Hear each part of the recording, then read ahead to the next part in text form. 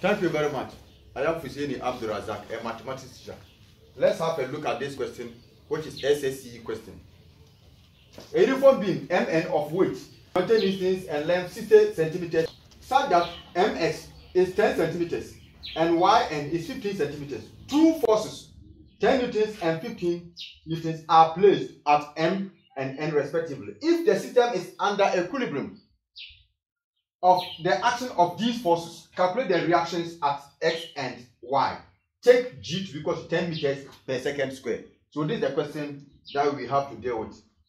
Now, what do you mean by a uniform object? A uniform object has the same cross-sectional area throughout. No side is bigger than the other. It's very uniform, meaning that of the same size, the same cross-sectional area, such as ruler and some other objects. Now I say that a uniform beam Mn of weight 20 meters, any object that is uniform has its weight acting at the center. This is very relevant thing that you must keep in your head. That anytime at all we say an object or a beam is uniform, it means that it has its weight at the center. The weight of the object acts at the center. So this is the object, the beam, the uniform beam. The question says that the uniform beam has the uniform beam of weight 20 newtons. So the weight will act at the center. 20 newtons weight here at the center. And the question in fact says that the distance, the total distance for the beam is 60 centimeters. So meaning that half is 10 centimeters, 30 centimeters. You should know it is very, very important, vital thing that a student should keep in mind in solving a question that relates to a beam, a uniform beam. In fact, the word uniform is very important. That is to give you a clue that the weight must be at the center, so that you will not mislocating the weight of the object. As they say uniform beam, look for the weight of the object and make the weight act at the center. Now, he said the uniform beam Mn of weight 20 newtons and length 60 centimeters. So it means that the beam is M and that's the length. From one side to the other side M and to the other side N. That is what the question, essentially what the question wants us to understand. Now, it says that it is supported at 2 points X and Y such that Mx is 10 centimeters. Mx, so from somewhere M to X. So let's say that this is our location of the point X. So it said it is supported. It is supported. As soon as it is supported, where you support the object, then there must be a reaction. So this reaction, because the question says that we have two support, X and Y, so definitely we shall have another support. So if we shall have another support, then we shall have two supports. So let me distinguish this reaction from the other reaction by naming this reaction R1. And say from M to where the X is, where the support is, X is 10 centimeters. So here is 10 centimeters, the distance here is 10 centimeters. And half of it is 30 centimeters. Obviously, from this distance to this distance will be this 10 centimeters, here will be 20 centimeters.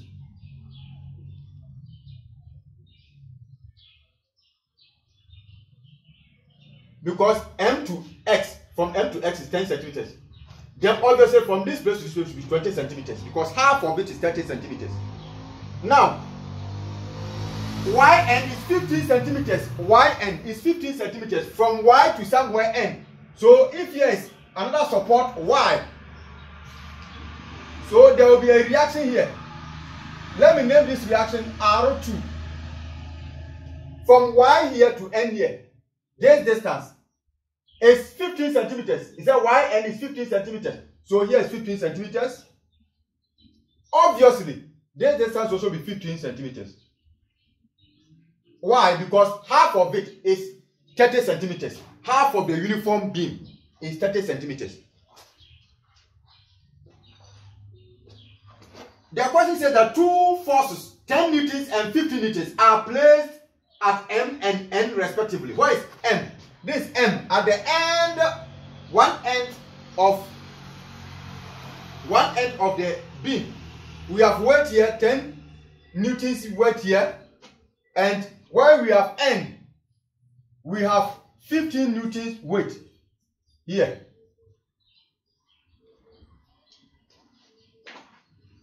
This is basically the drawing.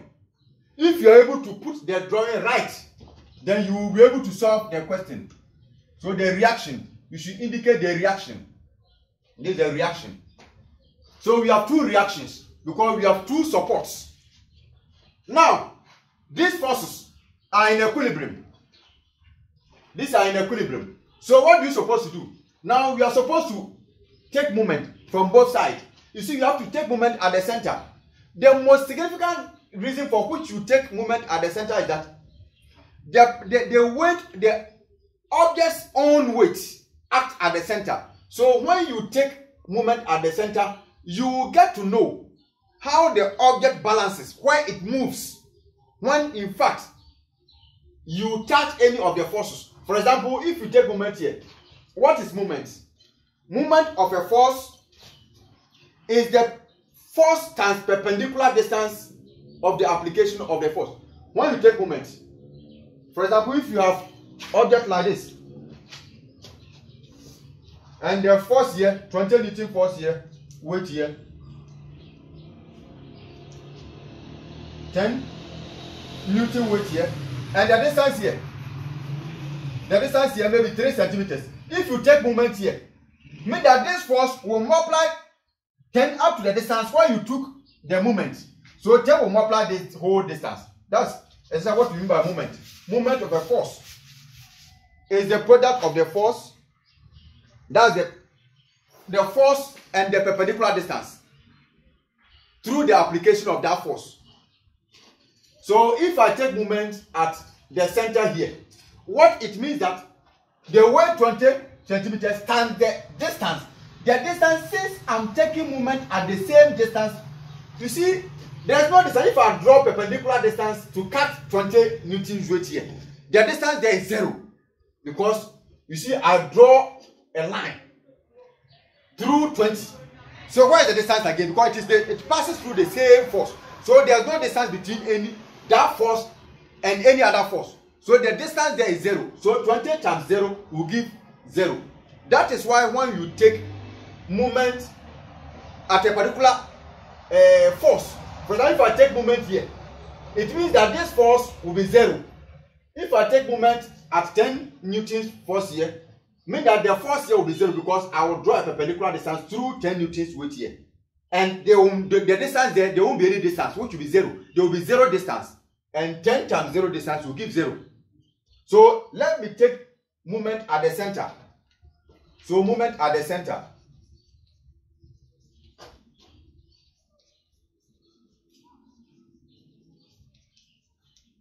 Moment at the center. When I take moment at the center, it means that 20 Newton's weight here is 0. So you consider when this force is on there, what are the forces? We shall have 4 forces. This force, this force, this force, and this force. So now you check.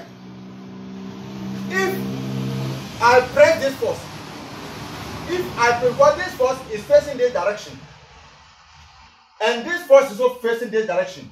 So if I press this force, you see that this force will move the object anti-clockwise, this direction. It will move it anti-clockwise. This force, arrow 2. So as it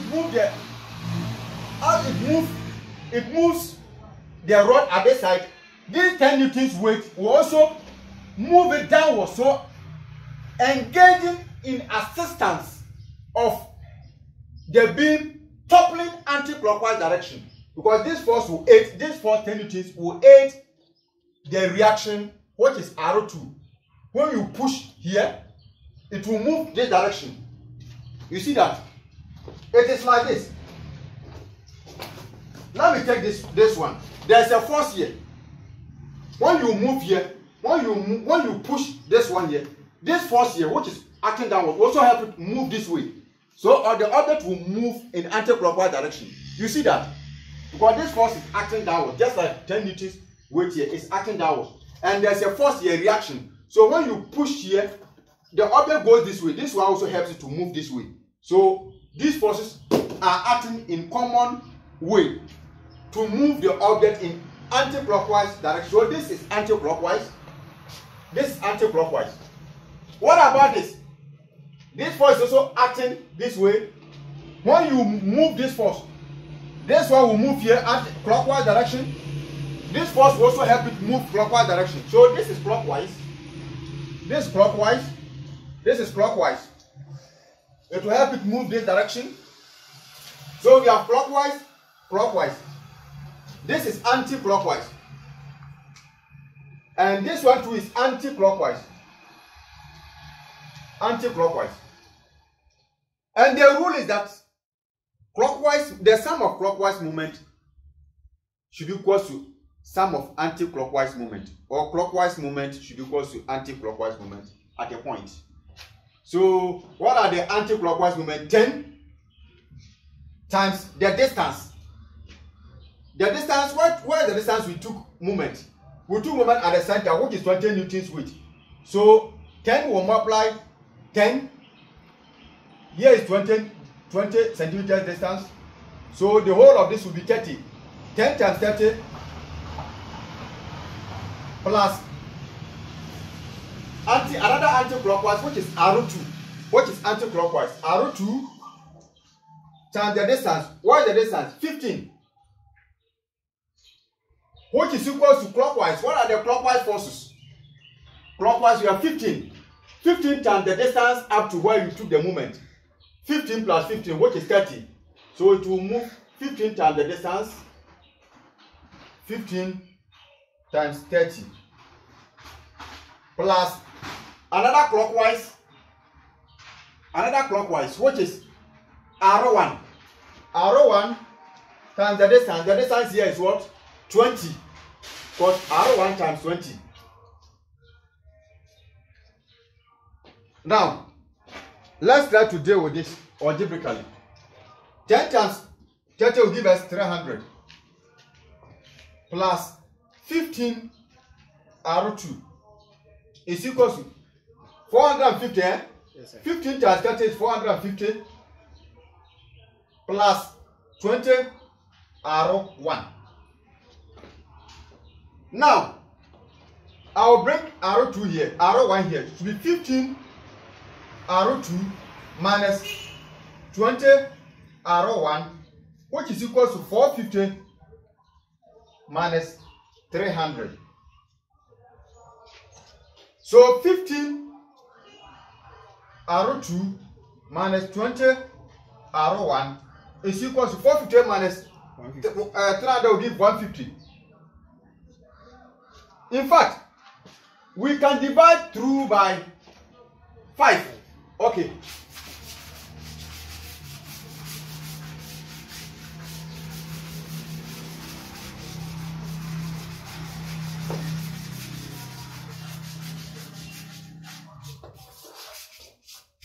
We can divide through by 5. When you divide through by 5, what do you get? We get 3 R2 minus 4 R1, which is equal to 30. Let this one be equation 1 because we have two variables involved. We have R2 and R1. Now, what we do again is that when you have this, sum of upward forces should be equal to sum of downward forces. What are the forces that are acting upwards? They are R1 and what? R2. And what are the downward forces? 10 newtons weight here, 20 newtons weight here, 15 newtons weight here. So sum of upward forces should be equal to sum of downward forces. So R1 plus R2 should be equal to 10 plus 20, which is 30. Not so. 30 plus 15, 45. Not so. equation 2. Now, this 30, 10 plus this 30, plus 15, 45. So now what we do is that we solve these two equations simultaneously. But I will make R1 the subject from this equation 2. R1 is equal to 45 minus R2. Into which equation? Into equation 1. Because I made this one R1 the subject from equation 2. So I'll have to substitute into equation 1. I don't have to substitute the same equation. Then I have done anything. I'll come back to the same equation that I made R1 the subject. So now, I'm substituting 45 minus R2, what is R1, into equation 1. So 3 R2 minus 4 multiplying R1, which is 45 minus R2, is equal to 30. Distributing 4, we have 3 R2 minus 4 times 45 will give us 180 plus 4 R2, which is equal to 30. Now, 3 R2 plus 4 R2 will give us 7 R2. Is equal to 30 plus 180 will give us 210. Then we divide through by 7. Because 7 R2 is equal to 210, divide through by 7. Get R2 is equal to 30 Newton. Now, having gotten R2, you see R1 is 45 minus R2. So R1 obviously is equal to 45 minus 30. R1 is equal to 15 Newton. So now we have been able to calculate for the reactions. We have been able to calculate for the reactions at R1 and R2, which is X and Y. The question was demanding us to calculate for the reactions at X and Y. And the reactions at X, which is R1, which is 15 newtons, and the reaction at Y, which is R2, is 30 newtons. May God bless you for watching Hussein Abdulrazak. Follow me on Ninja Easy Mathematics for more videos on mechanics. Thank you very much.